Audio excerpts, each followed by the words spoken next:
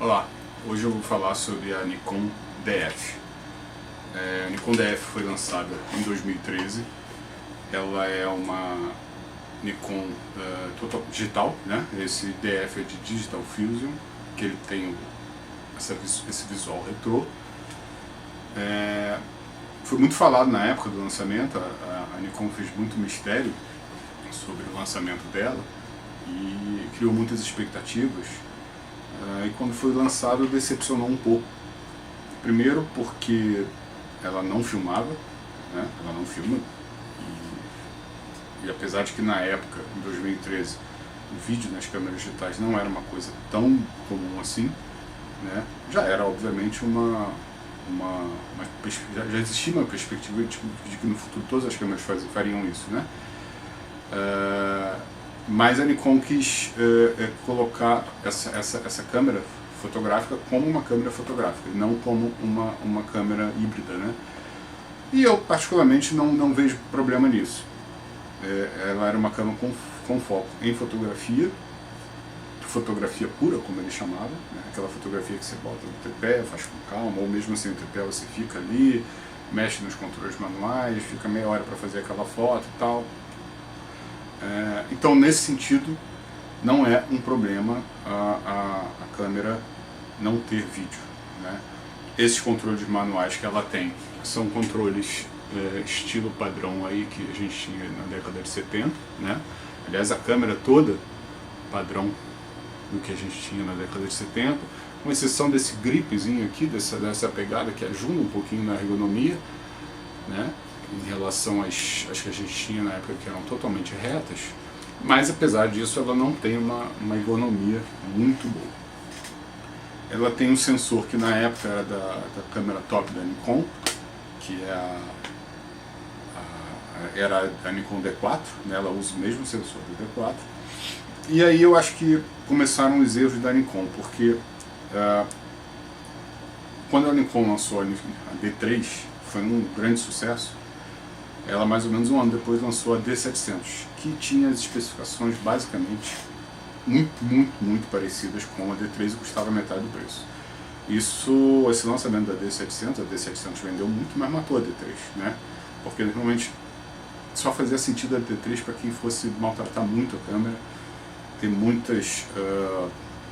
um uso muito pesado, extremamente pesado da câmera. A Nikon D700 já era uma câmera muito forte, muito resistente, muito robusta.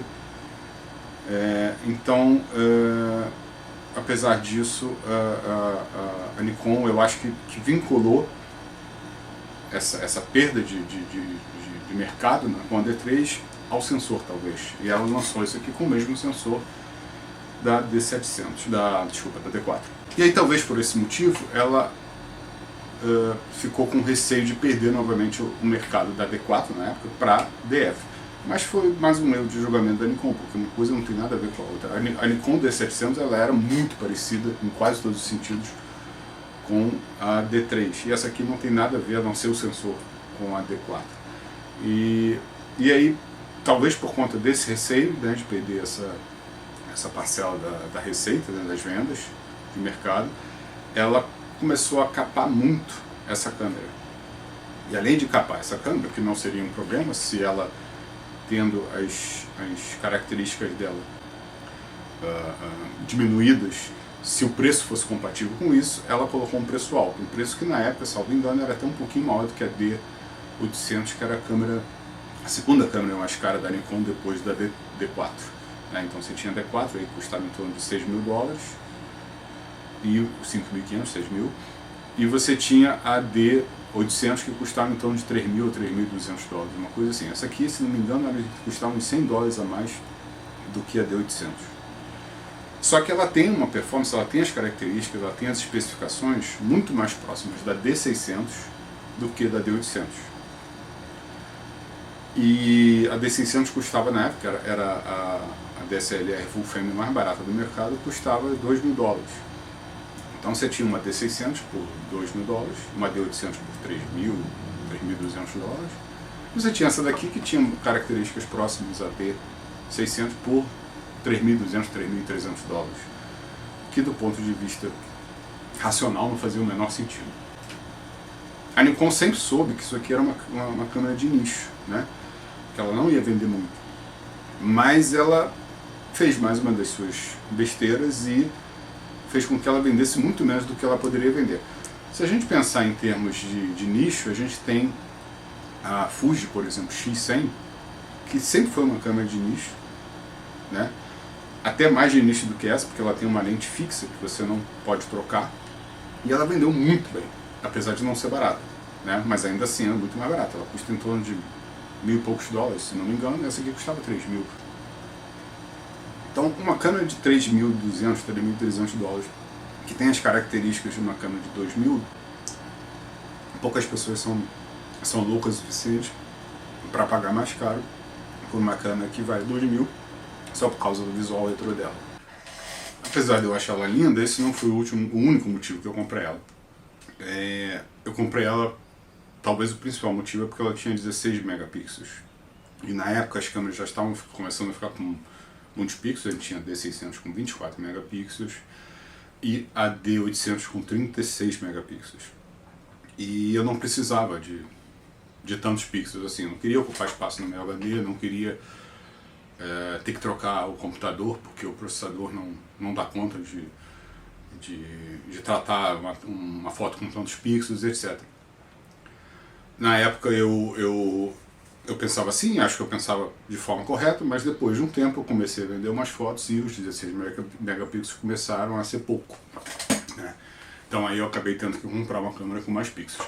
Mas essa câmera aqui, realmente, para mim, ela é a mais bonita de todas, é provavelmente a que eu mais gosto. E não vou vender nunca essa câmera, vai ficar numa redoma de vidro para toda a eternidade. Ela veio com essa lente aqui, eles vendiam com ou sem a lente do kit. A lente do kit é uma lente normal, 50mm, série G, com esse detalhezinho aqui prateado, que faz uma referência ao estilo dela, ela é mais retrô. Mas é exatamente igual a lente 1.8G de 50mm da Nikon.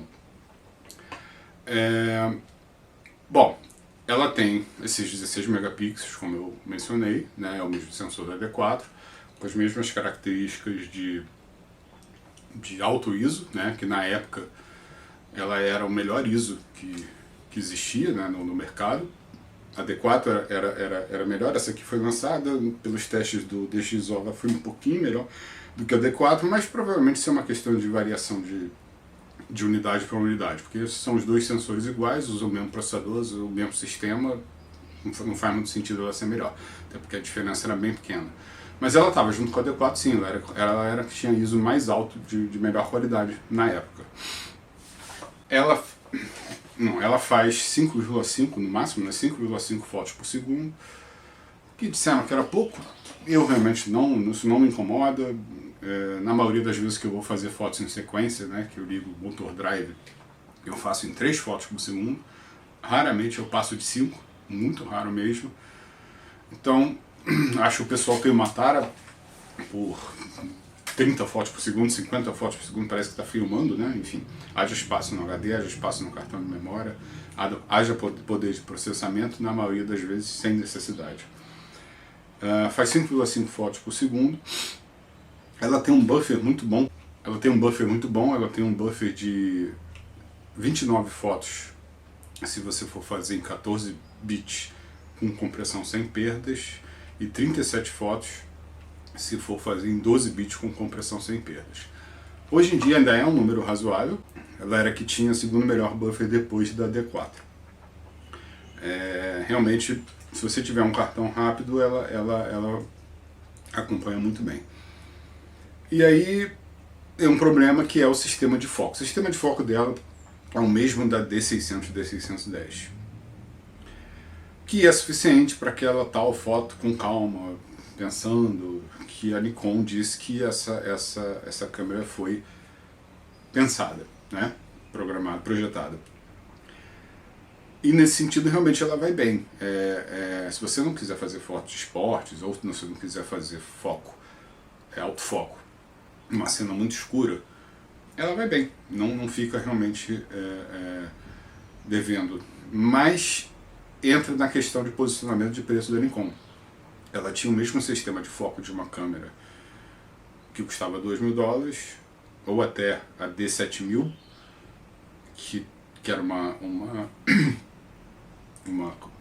Nikon DX, né, com sensor cropado, com um corpo parecido com a D610, mas que era cropada. Usava o mesmo sistema de foco, custava $1.100, alguma coisa assim.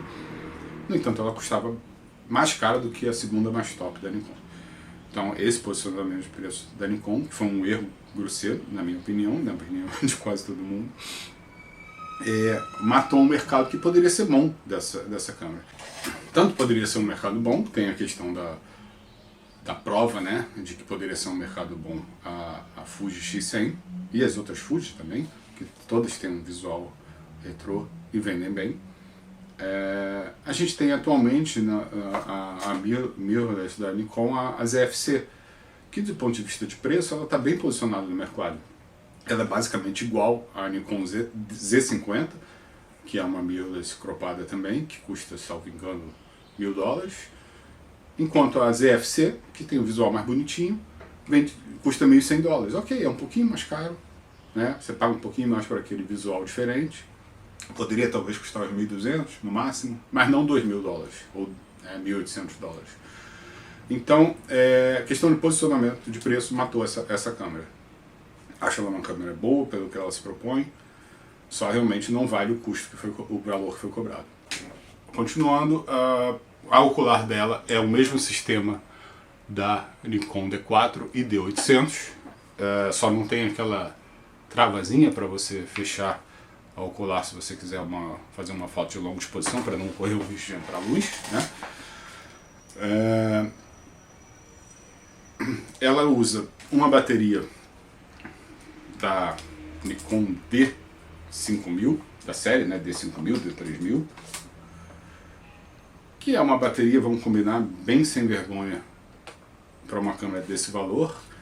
Ela faz aí em torno de 1.400 fotos pela CIPA, né, e eu já pude comprar, eu já fiz uma sequência de fotos com ela, e aí fiz mais de 1.200 fotos e ainda tinha um pouquinho de bateria. Não chega a ser ruim, mas é aquela história de você vai pagar para uma câmera de 3.000, né, e vai ter um retorno diferente. Usa um slot só de cartão de memória, que também eu acho que não faz sentido, e para piorar o acesso dele ainda é aqui embaixo, que não é um acesso muito prático, né? Então, ela tem algumas características como essa aqui de câmeras literalmente de entrada, né? Até a D600, que não era uma câmera top, ela tinha o acesso, ela tinha a bateria maior, né, e tinha o acesso aos cartões por aqui pelo lado, que é muito mais prático. Então, definitivamente, ela capou de forma enlouquecida essa câmera, cobrando preços altos por ela.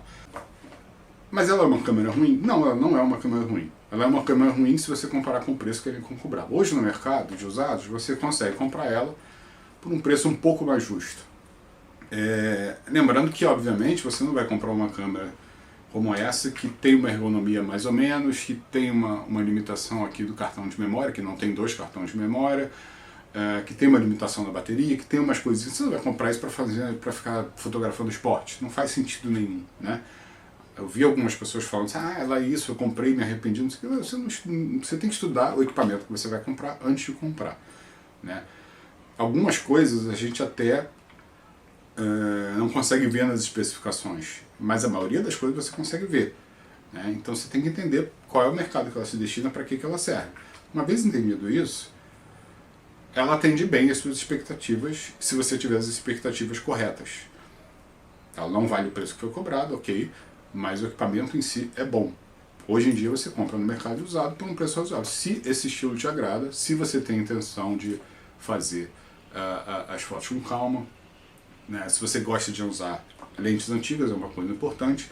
Essa câmera aqui é a única câmera das digitais, salvo engano, que você pode colocar as lentes pré-AI. O AI é anterior à década de 70, né? Todas essa travinha aqui, não sei se vocês conseguem ver, você puxa ela quando for comprar colocar essas lentes anteriores. Para você usar isso numa câmera como D600, D800, por exemplo, você tem que serrar uma partezinha da lente. Eu não tenho lente antiga assim para mostrar. E aí, se você não serrar, você estraga uma parte aqui da câmera. Você pode estragar a câmera. Então, ou você serra a lente, ou você não usa, né? Com essa travinha aqui que a gente tem nessa você pode usar lentes muito antigas. Isso é uma coisa interessante para quem gosta de catar lentes antigas em bom estado com preço barato, né? Vamos lá. Os controles de ISO são aqui. Aqui a gente tem os controles de velocidade do obturador e aqui é a abertura do diafragma desse dial aqui meio esquisitão. Demora um pouquinho para se acostumar, mas não chega a ser ruim, tá? Não é tão ergonômico quanto aquele tradicional da Nikon, mas não chega a ser ruim. O pessoal reclamou muito também, acho exagero. Tinha que manter o visual, eu concordo. Deixa eu pegar aqui agora a outra lente, que é uma lente na verdade.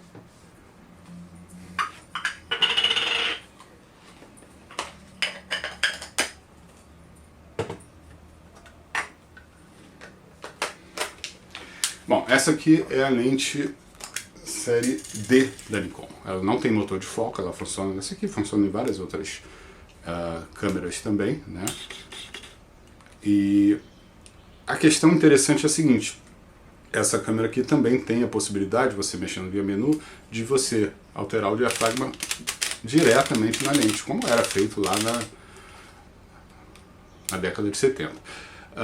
Você pode alterar tanto por aqui ou pode continuar alterando por aqui, dependendo da configuração que você faça aqui no menu. Então, eu gosto muito dessa câmera, uso menos do que eu gostaria. A necessidade de fazer fotos maiores com mais pixels diminuiu um pouco o meu uso dela, mas eu ainda uso, sim, bastante. E se me perguntar se eu recomendo, sim, eu recomendo, desde que você goste desse tipo de câmera, você tenha a consciência de que ela não é uma câmera de esporte, ela não tem alta resolução, ela não tem um sistema de foco extraordinário, ela não tem a bateria de grande duração, ela não tem 2 cartões de memória. Então, para quem gosta de câmeras antigas, né, que hoje está até na moda as câmeras antigas de filme, essa aqui eu acho que em alguns anos vai ser uma relíquia. Então, esse foi o vídeo de hoje.